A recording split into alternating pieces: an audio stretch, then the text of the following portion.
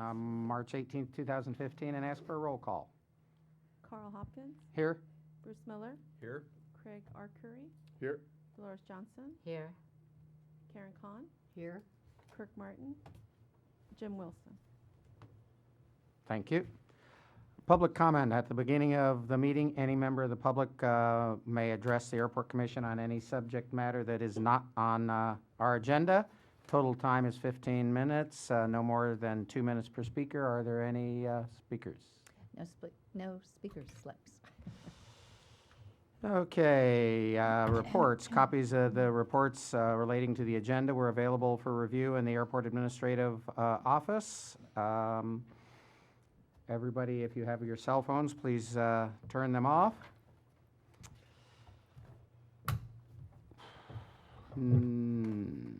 Oops, I skipped over to the minutes instead of the agenda. Here we go. Notices, the Budget Subcommittee met on Wednesday, March 11th in the Airport Administration Building. And then on Thursday, March 12th at 5:30, the Airport Commission Secretary duly posted this agenda on the bulletin board. Minutes. May I have a motion to waive the reading and approve the minutes? So moved. Second. Moved and seconded. All in favor? Aye. Aye. We have a consent calendar. One item on here, property management report. We received that. I don't think we need a vote on that. Liaison reports. I see our Goleta council member, Michael T. Bennett. What do you have to say to us, sir? I have nothing this evening, Nothing this evening. but I'm happy to answer questions. Okay. Commission matters. We have a Is question. Los Caneros exit opening next week? Missed it. The last inquiry I made, which was about a week ago, everything is on schedule, and I was guaranteed that no later than the last day in March, the off-ramp southbound to Los Caneros would open, and the on-ramp southbound Los Caneros would open. And the expectation is, that's the city's project, and the expectation is that when that instant occurs, which will affect the airport, the southbound Fairview off-ramp will close, and the northbound Fairview on-ramp will close once again.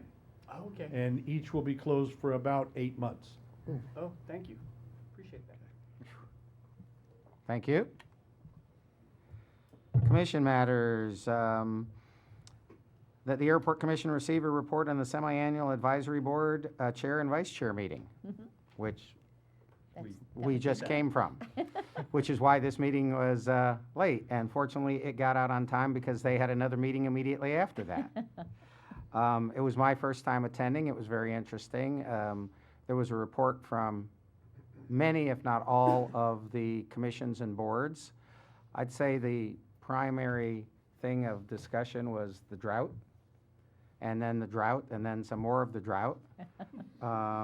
What other issues other than ours? Well, redistricting is, there's a lot of Yes. effort going into that. In fact, this evening's council meeting is about the redistricting. That's on a very aggressive schedule to meet, to start being phased in with the November election. Was mentioned in the drought, Kachuma is at 28% of capacity. Gibraltar effectively dry. The desal plant is expected to start work in July, I think, recommissioning that. The graywater treatment facility should be back online also in June, July. They are a much more effective technology, so they'll require less mixing of potable water, so that's a very positive news. Yeah, the commissions have all been rather busy. Let's see, Parks did, among other things, did report to some, many know already, the city golf course is kind of phasing into outsourced grounds maintenance. So that's a big change for them. The Planning Commission, or the Planning Department, was pointed out there's a number of changes there in retirements. And, well, obviously Paul Casey's move out of there as well. Transportation matters, there's a bicycle master plan underway, and there'll be a lot of public comment on that upcoming. Let's see, on drought, it was reported, some probably already know, that this is the least combined rainfall over the last 4 years ever. So it is not just this year, but the cumulative effect. Stage 3 drought declaration may be imminent. The state just released, just a couple days ago, some new regulations regarding water use. So the Water Commission is going to be reviewing those. And it is expected that water rates will be increasing with that declaration. And I think that was all the major news. We did get a report from the Administrative Division, which hosted this, I think you call them Administrative Services Division, who reported on what that function does. I didn't realize this. I guess I haven't been counting. The city has 1,015 regular employees and over 500 hourly employees. That's more than one might have guessed. They did report on their having just completed the financial system project, the Munis system, and they're undertaking replacing their permitting systems as well to streamline some of those processes. And as was mentioned, the district elections will be a rather vigorous amount of activity implementing that. That's most of what they've been up to. For the airport, I reported on the High Sierra Grill opening, which many people did not seem to know about, and everybody was very excited about. The history of the Santa Barbara Airport, the fact that it's on TV and will be available on DVD at some point in the near future. I mentioned the terminal food service, the fact that we used to have it pre-security only, then post-security only, and now we have it both ways, which again, everybody seemed very happy about. Talked about the fact that we're undergoing the 20-year master plan, and the brief discussion of the impact that the air services, or lack thereof, is having, and the fact that then the staff continues to work themselves and with a consultant on trying to improve that. There were a few questions as to why, and somebody wondered if the city wanted to start their own airline. But that was about the extent of that part of the discussion. Any questions or comments?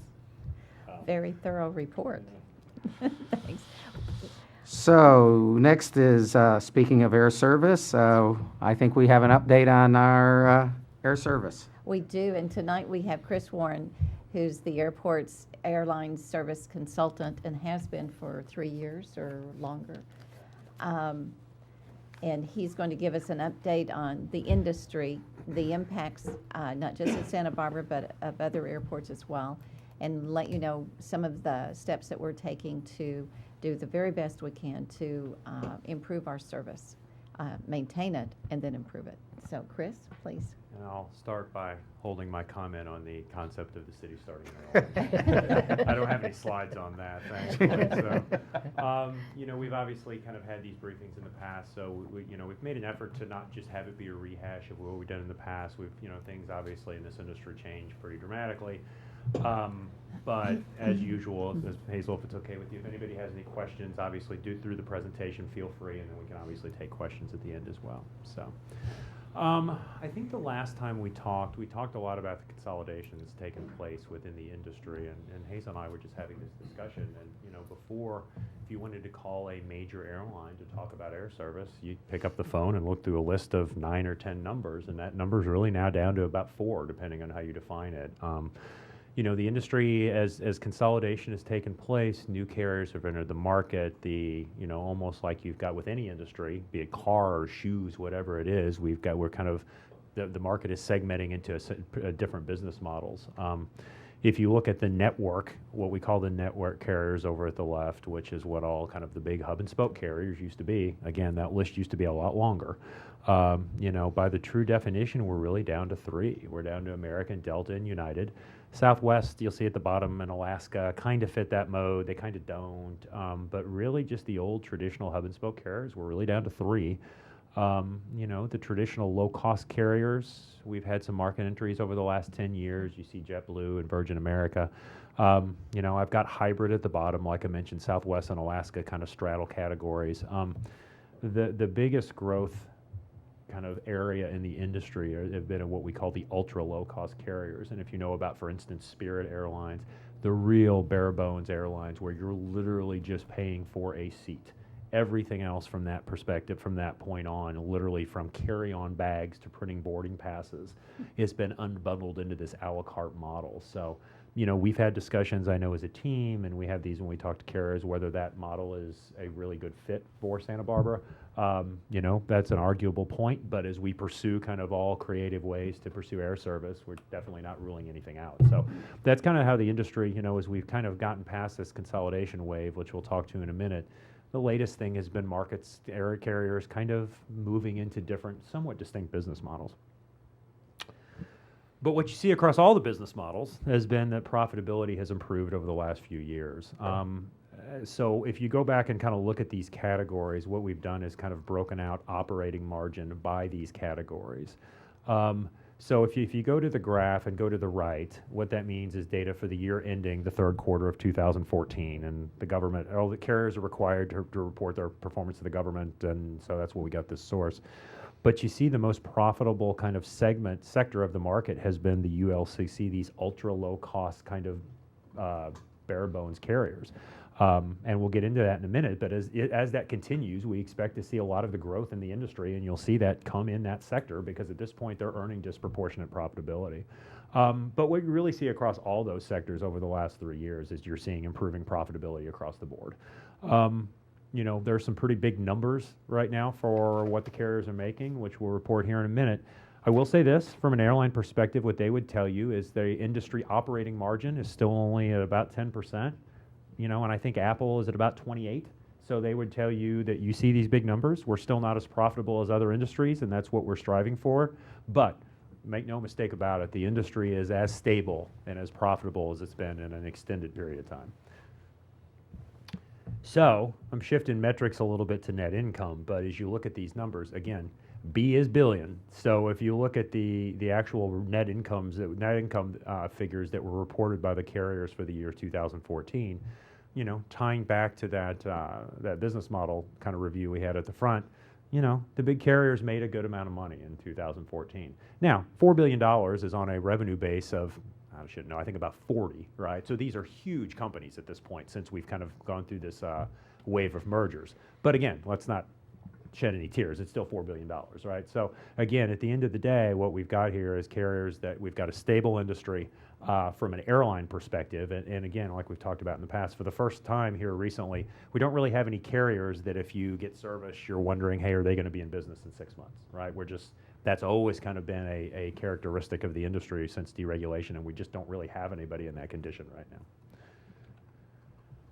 So what's kind of driving this what we'll call platform for profitability, and I would say not only now, but as you look forward kind of in the next 1, 2, or 3 years. You know, from an industry perspective, you know, we've talked about consolidation. We've talked about it in previous talks, and we talked about it a little bit at the beginning of the presentation, but, you know, I'll skip forward a little bit here.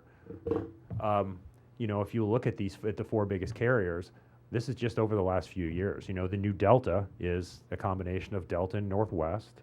The new United is a combination of United and Continental. You know, just over the last 10-ish years, American's a combination of American and US Airways and TWA and America West. And, you know, they've all kind of gotten together, and even Southwest bought AirTran, and they've just wrapped up that kind of integration process. So there we go. So if you look back, again, you know, it's not like 2 carriers combine and the old carrier's service just goes away. I mean, for the most part, they keep the hubs there, they keep the infrastructure, but there has been some pairing of service, which gets into the second point there, what we call domestic capacity constraint, which is a kind of fancy industry term, just meaning that carriers aren't adding a lot of service in the U.S. So, historically, the airline industry kind of capacity trends have kind of tracked with economic performance and economy. It was a bellwether really for kind of economic performance in the country. The economy would improve, carriers would add service, the economy would tank, they'd shed that service because it didn't work anymore. We're, regardless of where everybody thinks we kind of are on the economic recovery cycle, with the exception of these ultra low cost carriers, which we'll get into here in a minute, there's still just not a lot of service being added at this point. And then you combine those two things and you get enhanced fare performance. That's what the carriers would call it. For the cities, they're called higher fares. So we'll get into that here in a minute too. I know I'm a consultant because I use the phrase enhanced fare performance for higher fares. So you've got that on the industry side, but and again, so you combine that with macroeconomic drivers. We've talked about an accelerating economic recovery, but obviously the biggest recent trend has been, fuel oil, the price of a barrel of oil dropping by more than half in about 8 months. I think today I saw it closed in the low $44, I think, for a barrel of oil, and we'd been in about a 3-year period where we'd been at a window of about $90 to $110. So, carriers had been hedged, airlines had been hedged with a lot of, so they're not every airline is taking that directly to the bottom line. But in any of kind of the press releases or interviews that have been done with airlines with, hey, look, oil's dropped by half, are you guys going to go add a bunch of service? The answer is absolutely not. We're going to live in this world because we don't know how long it's going to last like this. So, we'll see if this ends up, if we're still having this same conversation with $40 a barrel oil in 18 months, how long that holds out. But for now, there hasn't been this big push to go buy a bunch of airplanes because oil prices dropped in half. And then I'll call relative geopolitical stability, and again, that's just, the airline industry is obviously overly sensitive to any kind of major industry shocks, be that, as we've seen in the past, be it kind of politically related or any sort of conflict. So for now, on a relative basis, there haven't been any real major drivers that have impacted the industry recently. Talked about that. So let's talk about domestic capacity constraint. That is roughly a 10-year period, going from about 2004 till about the end of this summer. What the bars are, the blue bars and the trend downward, has been the number of domestic departures in the U.S., meaning just an airplane taken off. And this is for a subset of major carriers. And if you look, actually this is for all carriers, if you look for that period, for the year ending this September, domestic departures, now we just talked about lower oil, higher profitability, reasonable relative stability, are down 1% over the last year, so about flat, down 6% over the last 5 years. There are 21% fewer domestic flights than there were 10 years ago. That is a huge number. Now, it's been somewhat offset by the fact that airplanes are getting bigger. The average domestic departure now has 105 seats on it, where 10 years ago that was 92. So the departure trends are offset somewhat by that. So seats are actually up over the last 5 years, although they're down over the last 10 years, which was mainly reflected in the period during the recession in 2008 and 2009. But what we've seen is we're not seeing any growth really in departures. We're seeing a little bit of growth in seats, particularly as the smaller 50-seat RJs get transitioned into larger regional jets. So what's happening in 15, and I apologize, that came out a little smaller than I hoped, but for the first 3 months, those are departure trends in the graph on the left. For the way to read that is in January, domestic departures were down 3% again. February, they were down 2% from last year. March, they're down 1%. What you see there is as you get into the summer, by August, the year-over-year trend is actually departures are up 2% in the schedule. What we've seen over the last couple of years, though, is we've seen those trends, and then as we get closer to that time, airlines will have actually gone in and pulled some of that out of the schedule. So we're not sure whether we're actually going to see that or not, but I'd say at a best case, we're hoping to be kind of flat in the number of flights in the U.S. just between U.S. destinations this year. If you look at the graph on the right, though, again, consistent with what we saw in the last chart, seats are up, anywhere from 2 to 5% month over month. So we are seeing some growth in capacity as far as seats, and we'll get into how we're trying to take advantage of that a little bit in our particular situation, but we're just not seeing a lot of new flights added. And the flights we are seeing added are coming from the ultra low-cost carrier segment of the industry that we talked about recently. There are really three carriers that make this up at this point. There's Spirit Airlines, which I'm sure you've heard of, which again is the very kind of bare bones, a la carte type service between big cities. There's Allegiant, who was here at one point, who does a lot of, but very similar kind of bare bones product, but is mainly a vacation product. And historically has been really between small cities and then big vacation destinations, although they're getting into some bigger markets. And then Frontier, who was just kind of spun off and bought by this private equity firm, who is kind of transitioning to this ultra low-cost carrier model and appears to be coming pretty close to mimicking what Spirit is doing from their kind of network and schedule patterns. So again, we talked about we may see a little bit of departure growth in the back half of the year, but pretty much all of that is coming from these ultra low-cost carriers. We talked about the big hub and spoke carriers that are down to 3 or 4 or 5, however you define it. Through October, departures are still down at those major airlines. So that's kind of the backdrop for some of the stuff we're going to get into with what we're looking at doing. I talked about this last year. We have now hit a point where over the course of a year, 85% of seats are filled. And that includes the peak in the summer, the peak in spring break, the peak Christmas Eve, but it also includes the Tuesday 2 o'clock flight in the middle of February. 85% of seats are full. This is weighted by a couple of things and stage length and aircraft size and blah, blah, blah. But at the end of the day, you got an industry filling 85% of its seats. Why has that gone up from 61 in the early 90s? We've seen some of the things with consolidation, but I think on a macro level, we didn't used to have 50-seat regional jets that could go 1,300 miles. I worked at American at one point, and we had some very small markets where they were flying 140-seat airplanes. So, as the smaller airplanes became a bigger part of the industry, that drove a lot of this. I think what we call distribution technology, the ability to sell seats at the last minute online has been a huge deal rather than people having to go to a travel agency to buy a ticket. So, the airline industry has done a good job with kind of getting this economic equation in place. The issue is, though, how much higher can this number go? Because you're always going to have empty seats. You're never going to be able to fill every seat. You will never have an industry that has 100% load factor. 20 years from now, you would have never said you could have an industry that had an 85% load factor. So I don't know what this cap is. But if you think about airlines, or like you think about any private company, and they want to grow their revenue, and they're not adding airplanes, and your seats can't get much more full, or your planes can't get much more full, where does that come from? Price.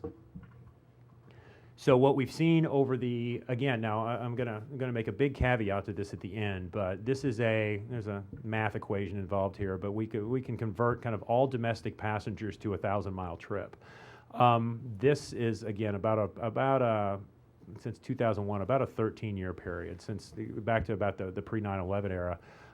You see between 2001 and 2000, roughly 8 or 9, airfares had actually gone down over that 8 or 9 year period, and that's not even adjusted for inflation. The economy between the post 9/11 era, and then had a little bit of recovery, and then we hit the recession. But what we've seen as airlines kind of push maximum density on how full the airplanes can be, is they've kind of been able to increase their revenue lines with price.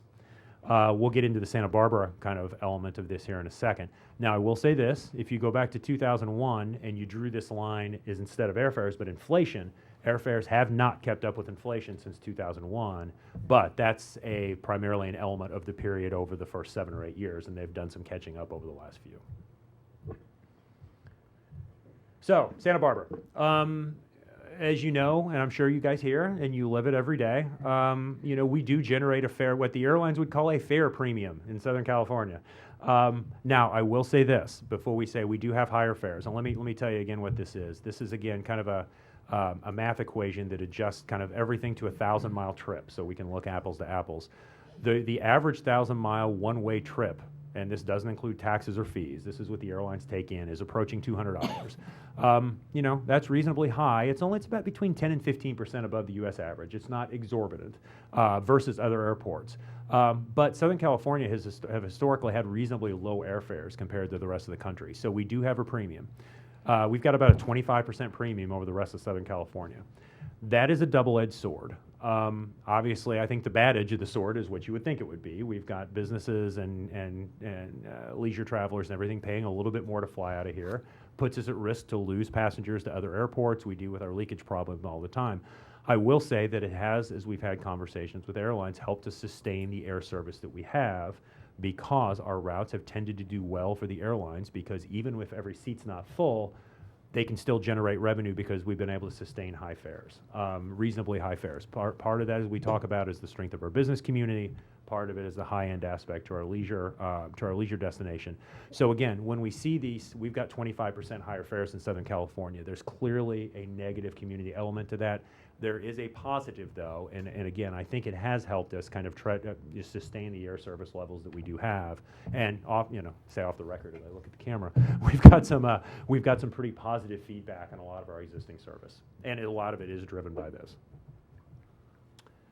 So, this graph, which turned out a lot messier than it was supposed to be, but let me tell you exactly what this is. This goes back 5 years. And if you start from a base of 1, this is the seat capacity trends at the primary airports in Southern California, and I inexplicably left Ontario out of here. So I'm going to put Palm Springs off to the side for a second. It's because it's a bit of a separate case. But if you take Palm Springs out, if you look at this over a 5-year trend, trends in Southern California kind of highlight what we've seen around the country, although this has really been kind of a ground zero for this. If we looked at kind of what we call that domestic capacity constraint, a second element to that has been in major metropolitan areas, airlines have consolidated service in the larger airports. So if you pull Palm Springs out and you look at that, you've seen 5-year gains in LAX and San Diego. SNA is John Wayne, Orange County. You see Orange County's about pretty much treaded water over this period. And you see the smaller airports, ourselves, Burbank, Long Beach, and I forgot to include Ontario, which has been worse than those 3, have actually lost service. And so, the message is we kind of look and we go out, we've got a strong case, we've got our strong fare. The one thing we have versus those other airports is we do have the strong fare environment, and I think that gets some traction in our discussions. But again, this is not just a Santa Barbara issue. This has been an issue between the capacity constraint that has been kind of disproportionately hitting smaller airports. Southern California has been a textbook example of that, and you see it over the last 5 years, and it's really been over the last 8 to 10. Now, I said we'll put Palm Springs to the side for a second. They have seen the majority of their gains.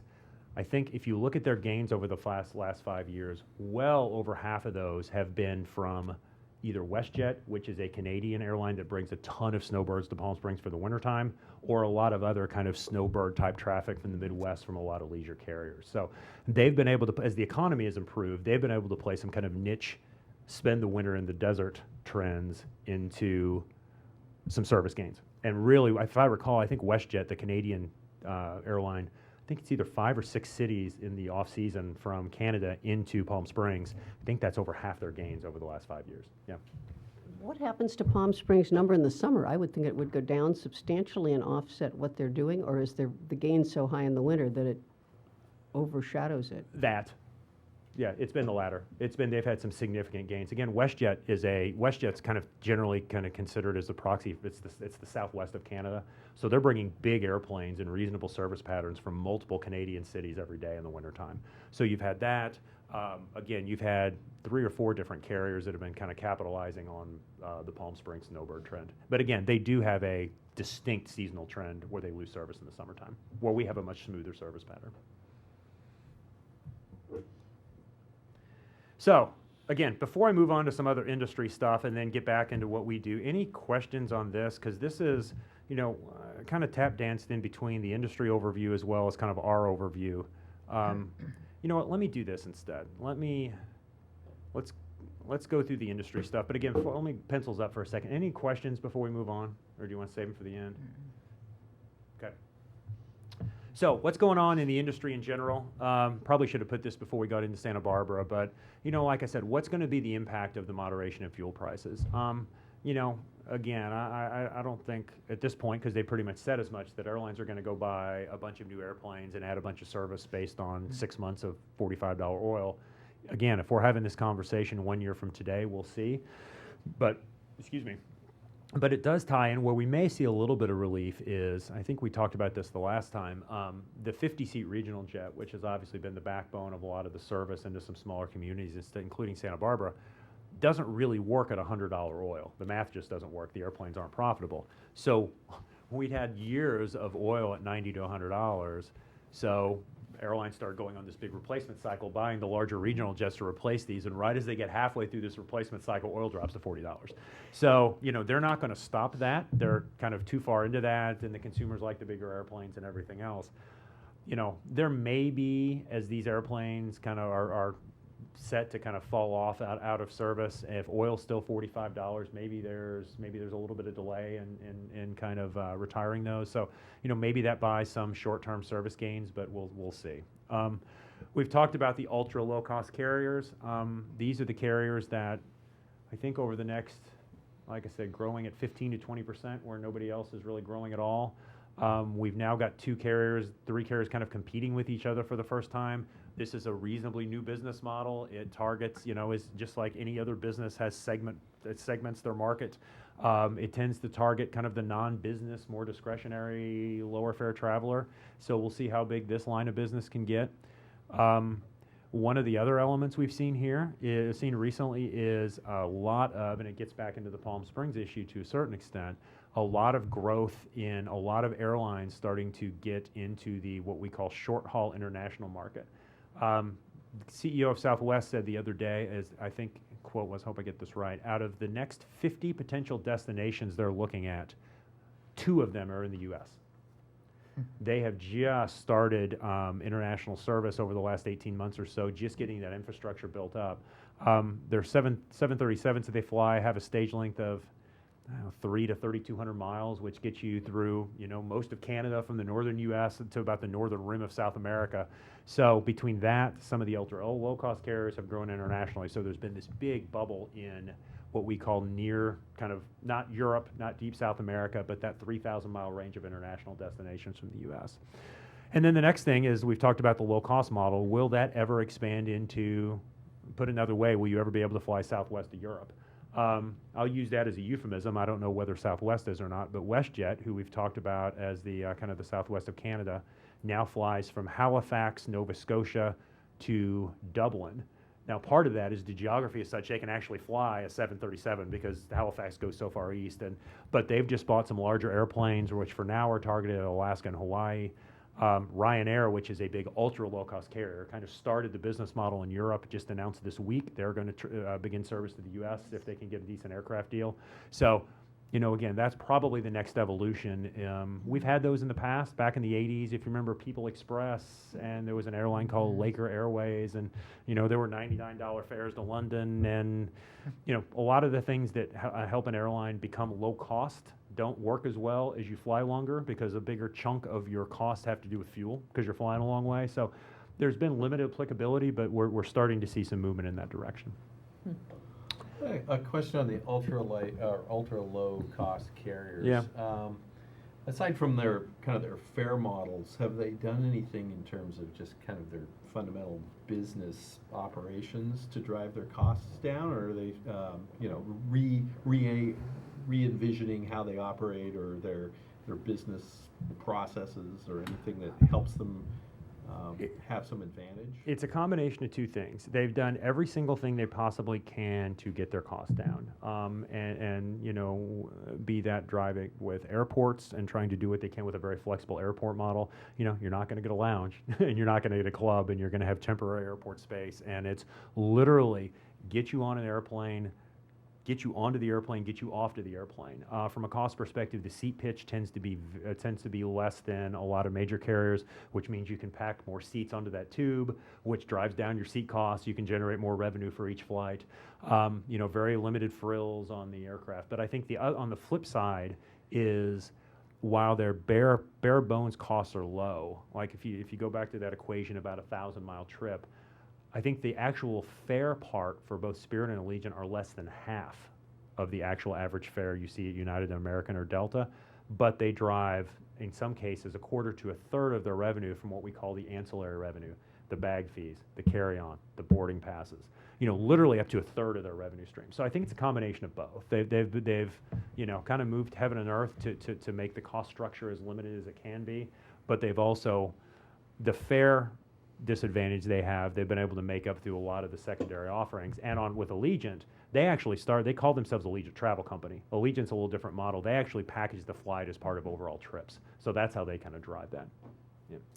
Do your numbers for the ultra low cost reflect the normal things that a legacy carrier, a network carrier would include? I mean, for example, if you take the Spirit ticket from San Francisco to Denver and you make it comparable to a network ticket, which means they give you a boarding pass, they don't charge you for one, and they let you, select a seat, or however those unbundled things may be priced, how then close, because so often nobody ever gets to see all the ancillary costs till they experience them. Yep. I, for example, saw that you could check in 15 days early, which sounded like just a great deal, right? Until you figured out that after you checked in, you could not change Change your a seat. thing, Yeah. and you were dead in the water, and Yeah. if you couldn't do it exactly that way, forget it, you better Yeah. go buy another ticket. So the information we have here has been mainly kind of on their P&Ls and their financial results, and that includes all revenue and all profitability. So that includes all that. But I will say this, when we do look at a lot of times when we look at the fares themselves, so when I looked at, let's go back to this, or more to the point, this. We've looked at slides a lot of times where we actually break that out by carrier. And when we do that, the fares that are kind of reported to the government, which we have access to, do not include that stuff. So we actually recognize that. So to that point, and so again, when you adjust to this 1,000-mile trip length, I think American, United, and Delta are right about $200 now, right about kind of our average fare. And if you look at Spirit and Allegiant, getting close, I think we're about 85. I mean, it's a crazy low number, right? But to your point, that 85 only reflects the bare fare. And I don't know what the exact number is, but my guess is for a Spirit, if that number is 85, if you put all the ancillary stuff on there, I'm going to guess $1.25, $1.30 is my guess. Now, there's a limited amount. You get a limited amount of that issue with the big guys as well, right? If you're paying, if you're paying $50 to check a bag, so it's not just a Spirit issue, but to your point, clearly they've got a larger chunk of that. And, I made a kind of veiled statement and kind of move forward about, I know a lot of airports and cities are getting their head around the fit between these ultra low cost airlines and their market. You don't get a lot of business travel.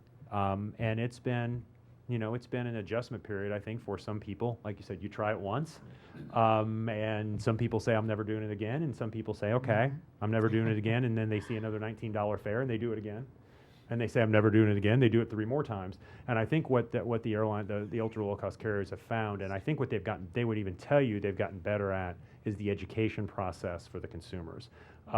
You can't make somebody read a website, but I think when people have the experience you had once, if they're going to try it again, the airline, they've gotten better at making sure that their target customers kind of understand what they're getting. So that's been a bit of an adjustment period, I think, for the ultra low cost carriers as well as for the passengers. And I think as this business model grows and gets bigger, right now, I think about, if I remember the number, it's like 3.5% of departures in this country are from the ultra low cost carriers. We've done some math, that could be 10% within 5 years. So depending on how quickly they continue to grow. So, one way or another, they continue to kind of draw passengers in. They're the most profitable airlines in the sector. And so somehow they're getting some repeat traffic. And again, I think they would tell you they've done a better job of customer education recently. You mentioned that most of the growth you were seeing was in the ultra low cost carrier Yeah. segment. How much are they drawing passengers away from the network carriers? The $1 million question. So if you would have told me 20 years ago that the major airlines would have seen a low-cost carrier come into markets like DFW and Houston and Minneapolis and not compete more aggressively with them, I think I would have been shocked. And so I think generally, Allegiant's been very upfront that they're not trying to take Allegiant, unlike Spirit and Frontier, Allegiant only has until recently, a very small handful of routes that anybody else has nonstop service. They're flying from Fort Wayne to Orlando and from Missoula to LA. And so they've kind of stayed away from competition. Their business model was to bring people from small towns into, and they've said, quote, we're not trying to kind of poach passengers from big carriers.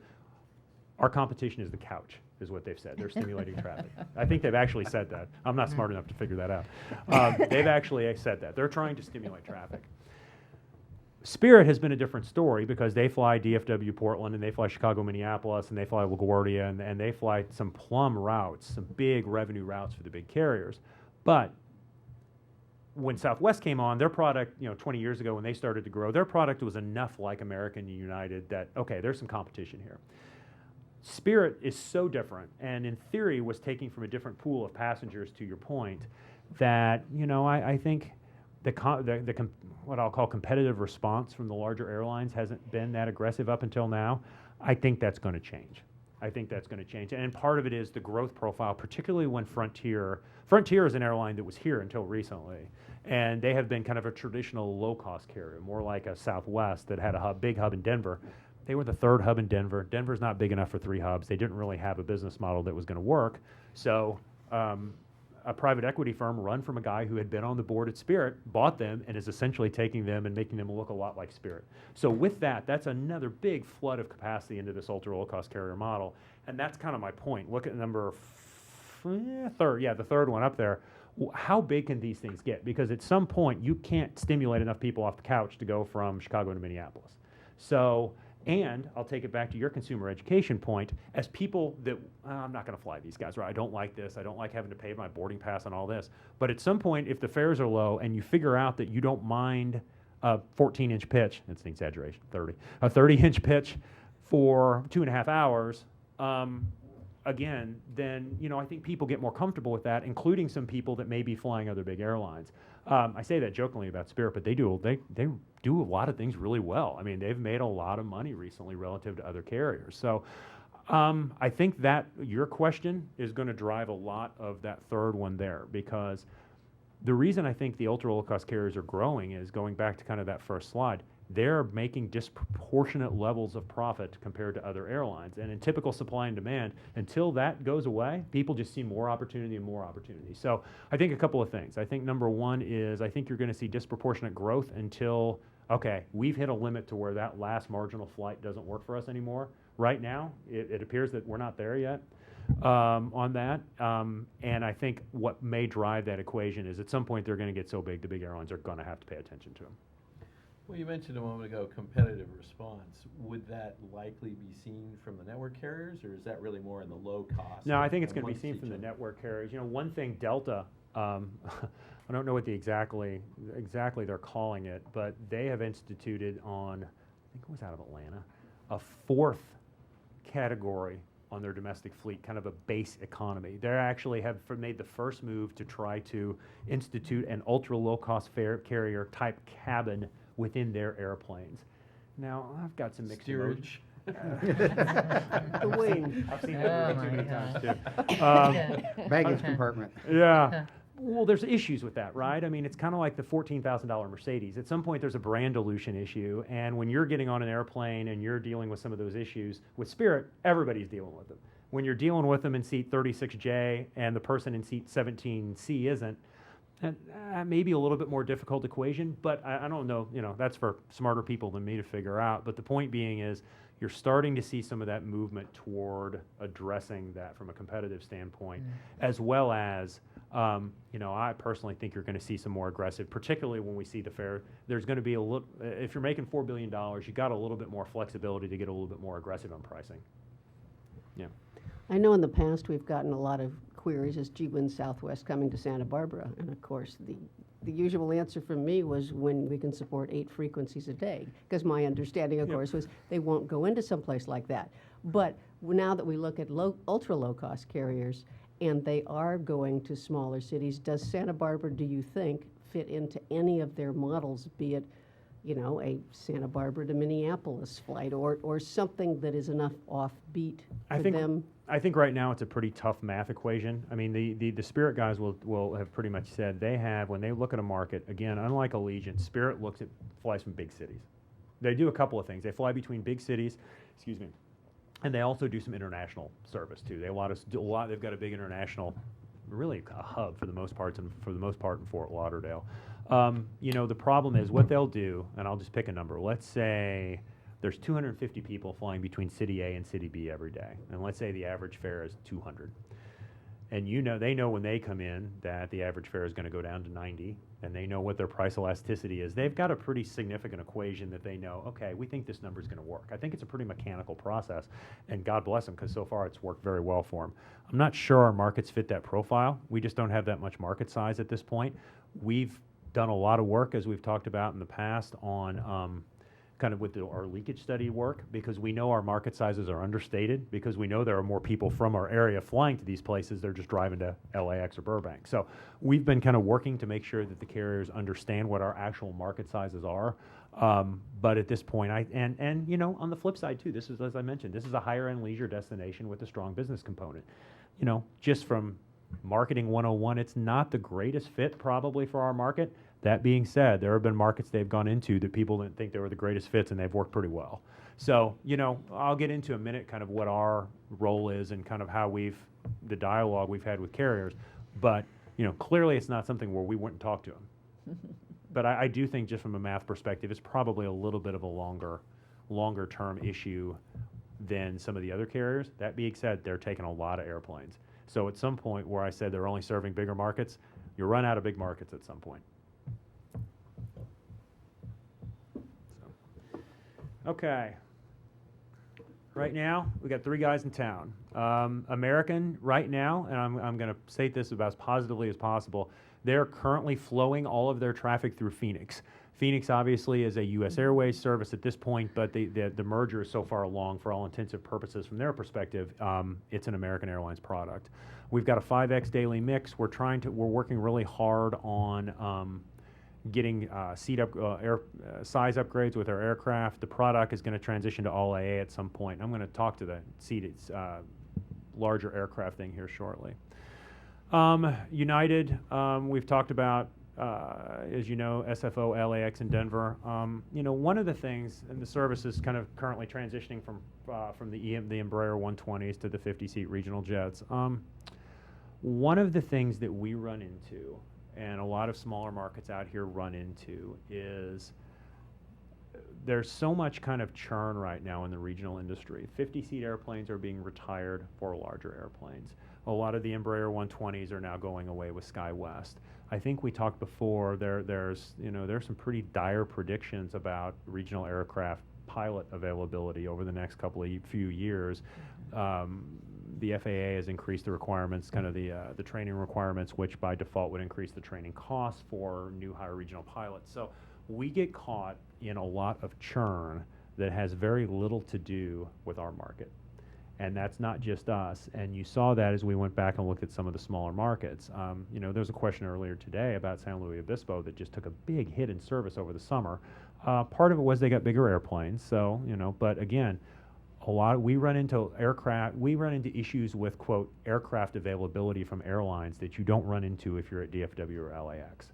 And that's a very tough message to portray to the community. Hey, this airplane was full, I paid this fare.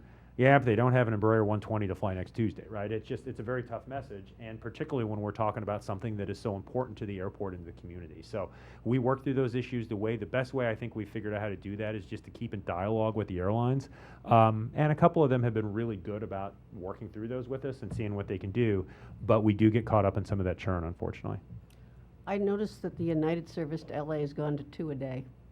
And is that just for this month, or is it coming back? Yeah, it's down to 3. What's in the schedule right now, and this is a perfect example, and I don't have we got a call in, and we haven't actually heard back from them directly, but the schedule right now has it back to 5, 6, and then 7 later in the year. So again, if you're going to do that, March is not the time to do it, because March actually is a pretty strong month from an airline perspective. So again, without knowing 100%, my gut tells me this is another one of those aircraft pilot availability issues. You know, we're in the middle of this kind of transitioning from the Embraer 120s to regional jets. You're seeing in LA and San Francisco.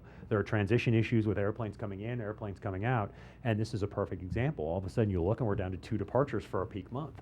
It has nothing to do with our performance. So we do get caught up in a lot of that churn, and unfortunately what happens is if the time doesn't work out, you know, you guys know better than I do, people get in the car and drive to Burbank or LAX. And so those are the issues we wrestle with. Makes it a little more challenging than saying, hey, look, we know the revenue case is there. Well, yeah, but we don't have an airplane. Well, not really much of an answer you can give to that, right? So we do work through those issues, and we found dialogue and at least understanding and trying to manage the issue has been the best way to approach it. The best story by far has been with Alaska. You know, recently, it's been, Hazel, a couple of years now, the Portland went annual. It was a summer seasonal. by all appearances and from the data we've seen, is doing very well. We've got a second daily Seattle departure that's starting in June 7th. Right now, it's in the schedule through late October. We're hopeful. We don't know for sure, but we're hopeful that'll stay as that will run annually. So, you know, we've got access to a lot of data, and it appears that our performance for Alaska is doing really well. So, you know, for a lot of the big network churn that I talk about with American and United, the Alaska story's been good, and we've got a lot of traction and some really strong performance. Question on the second departure to Alaska, is there some way that we could either publicize the fact that we really would like to see the community use the service, because that's what's likely to keep it in place? Because I have a feeling they don't know a lot of that, and is there, in your mind, enough of a usage that we could promote that would actually have an effect on what Alaska does, or are they just basically, forget it, we don't have the airplanes in the winter, we're going to take them away? Well, If you wanna first start of with the all, public, yeah. we are promoting the second flight, and I have a whole campaign to do that. And it will, of course, we promote Alaska all the time, but in this particular case, we're doing radio ads and also new bus board ads to promote it. But what Alaska's local management have indicated, they're going out with full airplanes, 96% load factors. Chris mentioned 85 is the norm. They're doing 96. They don't have any seats. And they do have the aircraft, they do have the crew, so they want to add the service, and they know that they can fill it. I guess what I'm really saying is an education program for our own community to say, you're getting a second flight. We need to show Alaska that it's a valuable service to us all year round, and the way we can do that is by filling that second flight. Buying So a ticket. please, you know, keep that in mind. If that's something you want to see happen, please go out of your way to vote with your credit card. I'm just thinking that there's an awful lot of people who don't understand that, and that when it goes away, they start complaining and what they don't understand. Well, gee, if you'd have told me if I'd have flown, you know, on Alaska 3 times last summer, it would have been helpful in getting the service to stay in the wintertime.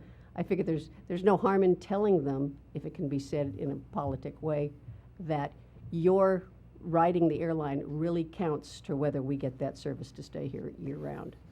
Commissioner Khan, that's the whole premise for our marketing program, is to fly local, to fly out of Santa Barbara, to purchase the tickets here, to check our fares first. We do that daily, and hopefully that message is out. We're working with 4 chambers along the coast, as well as Visit Santa Barbara and other conference and visitor bureaus to get the word out. So hopefully we're doing that. We're also going to be, just as an aside, taking a look at our marketing program in a comprehensive way to see if there's something that we're not doing that we should be doing. And Dan, let me talk about the second part of your question about, hey, they don't have the airplanes. If there's any airline that it would be a tough pull to get another airplane allocated right now, it's Alaska, for a couple of reasons. First of all, the service to Seattle and Portland is extremely seasonal. And so there's not a lot of stuff that doesn't work in this environment for them economically to Seattle and Portland. That's number one. Number two, they're kind of in the middle of, we use this phrase, kind of competitive battle. Delta has thrown a ton of capacity in Seattle. So there's this, you know, not to over dramatize the airline industry, but there's this big competitive battle going on between Delta and Alaska and Seattle. And Alaska's allocated a lot of airplanes to Seattle to fortify their Seattle operation. So that being said, there is a huge competition for airplanes in the summertime on Alaska, and we got one here. So I think let that be kind of the lesson. I could argue much more than the other 2 up here. So again, I think the point being is, you know, that's probably the best. And so to your point, what can we show Alaska that we want the service? You know, it's going to be the performance. And so far, without having any numbers in front of me other than what we see in the government data, the fact that they gave us a second departure in the middle of the summer with everything they've got going on tells me what I need to know, that service is doing very well. So to your point, doesn't mean the second one necessarily doesn't need some support, and I think that's what Hazel and her team are working on. You mentioned the kind of the pilot capacity issues. Is the airline making any progress, or the industry making any progress as a whole in improving their utilization of their equipment and their crews to try to get more cycles packed into a day with Yeah, scheduling? and it ties back a little bit to one of your questions earlier about kind of what the ultra low-cost carrier model, one of the ways they kind of get their cost in line. Southwest had been the carrier that really kind of drove this, but you know, if you're paying for an airplane, be it you leased it, you bought it, whatever it is, there's one time that airplane can't do anything for you, and that's when it's sitting on the ground. So Southwest, you know, always kind of talked about the 25-minute turn times, and that for years was why they didn't fly into airports like Newark and LaGuardia and Atlanta, because you got stuck in air traffic control and wait for a gate and that sort of thing. As their businesses evolve, they still have a lot of that element to it. But again, now it's funny, Allegiant, I've kind of shifted your question a little bit, but if you look at the ultra low-cost carriers, Allegiant goes just the opposite. They buy cheap, used MD-80s, and the reason they buy cheap airplanes is because they don't want to be forced to have them in the air. Very few Allegiant routes even operate one time a day. They're 4 or 5 times a week. So it depends on the business model, to answer your point. I think, you know, all the airlines understand that an airplane's not doing anything for me when it's sitting on the ground, particularly when we're in strong economic times, and particularly in the summertime.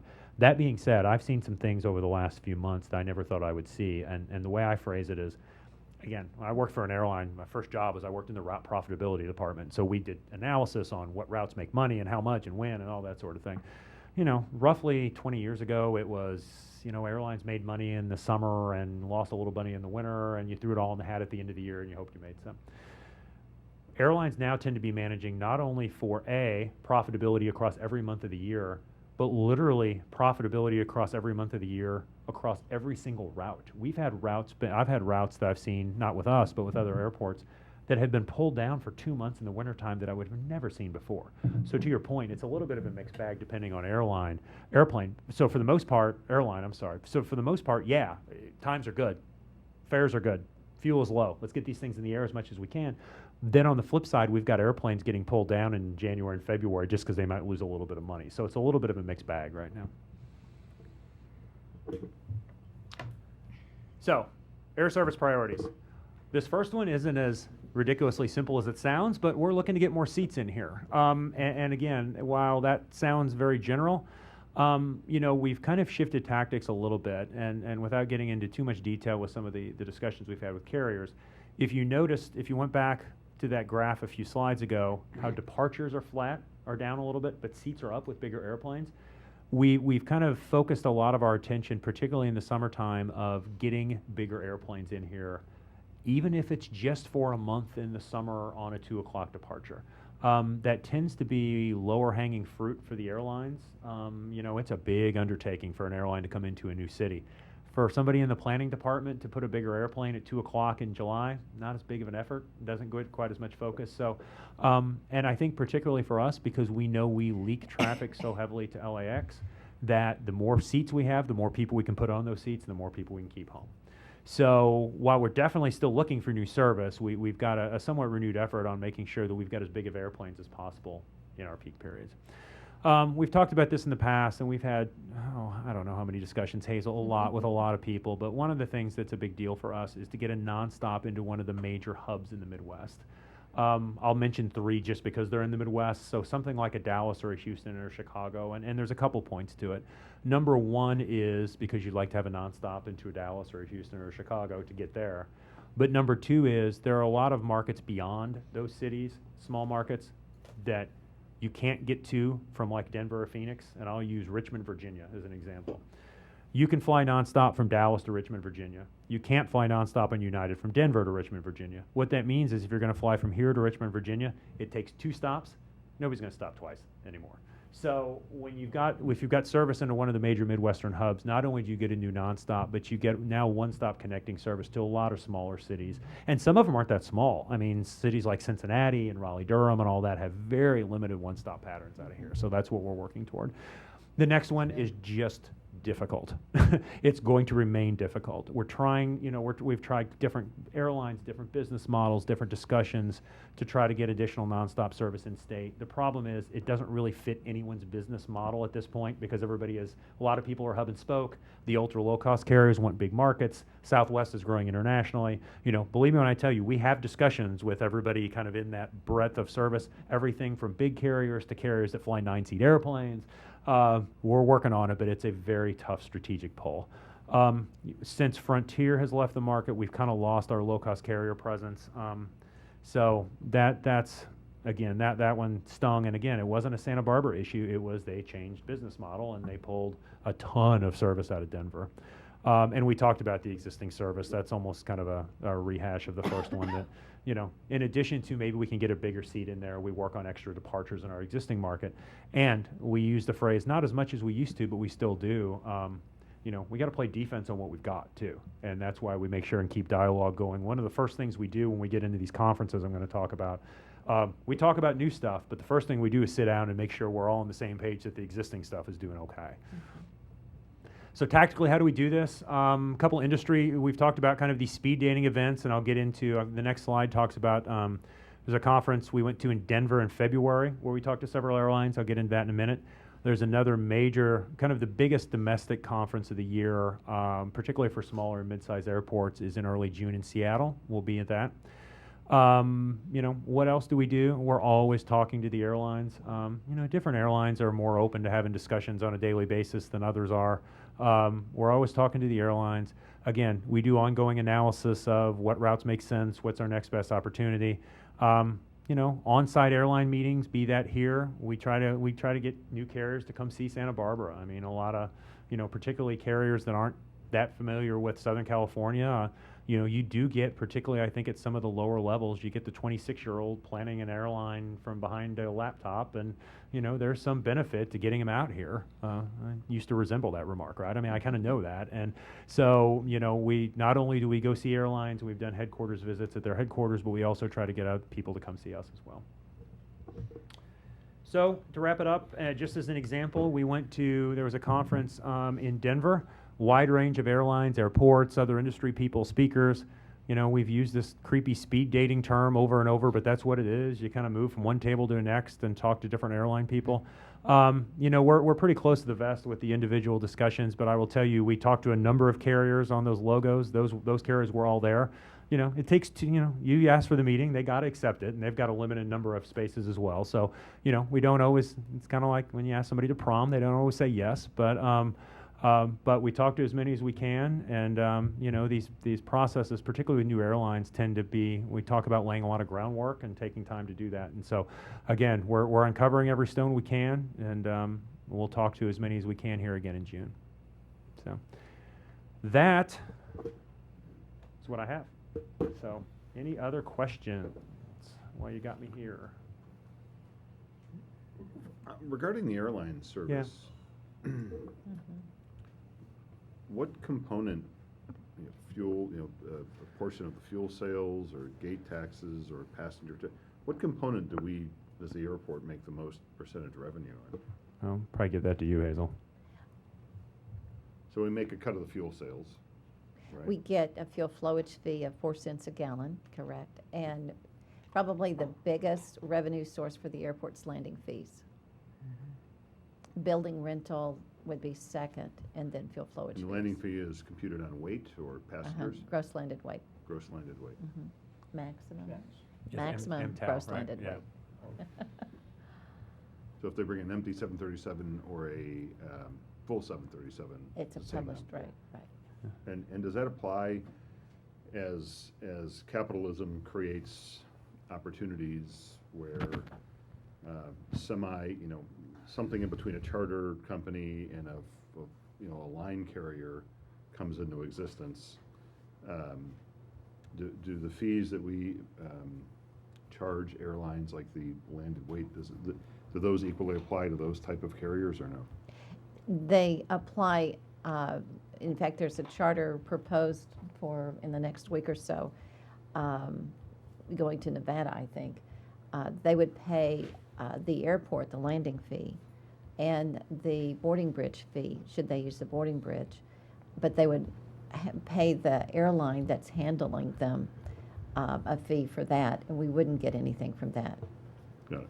And if they operate not out of the airline terminal, then there would still be, the pro rata, there's a landed weight. Right, They're right. carrying passengers. Okay.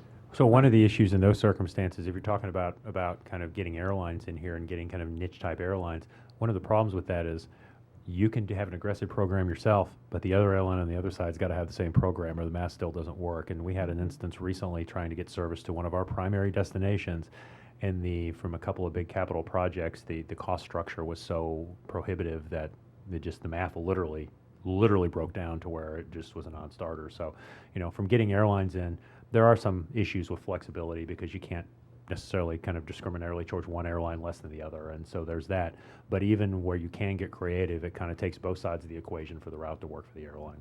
Because there have been, to your point, a lot of niche airline business plans out there, particularly in the post-TSA world with under 10 seats, you can go through FBOs and things like that. So there have been some airlines trying to kind of... That's where I was going with Yeah, that's that. what I figured. So that's why airlines trying to kind of work around some of those and not only from a cost perspective, but, the FBO product has a lot of allure to people that, it's more of a private airplane experience and that, yeah. Any other questions? Thank you you. very much. Sure, thanks. Director's report. Very briefly, passenger count, since we're talking about airline service. You'll notice we were down this month 15.8% compared to the prior month last year. We'll continue to be down until April with American, because we're comparing year to year when we had American service.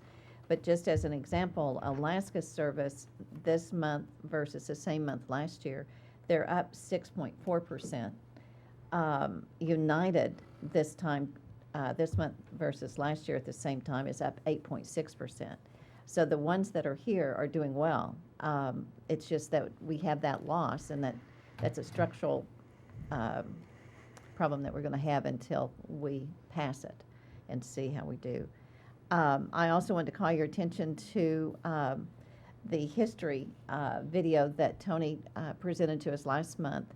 We're getting lots of calls, lots of interest in that video, and especially DVDs, because it's not seen everywhere on Channel 18. If you don't have Channel 18, you can't really see it. So we're really excited that project is really taking off. Under the master plan, we are doing some additional work on the traffic study that was done. We received comments from City of Goleta, and we're incorporating those into that study, and we'll be redoing some of our counts as a result. And I think that's all I have. Oh, I did want to call your attention to the last page where Tom has given you some of the month-to-month concession revenues. And you'll notice that in all cases, each one of the revenues are up. So that's good this year versus last year. So other than that, that concludes my report. Thank you. Anything else from the members? Then I think we are adjourned. Okay, good. Thank you.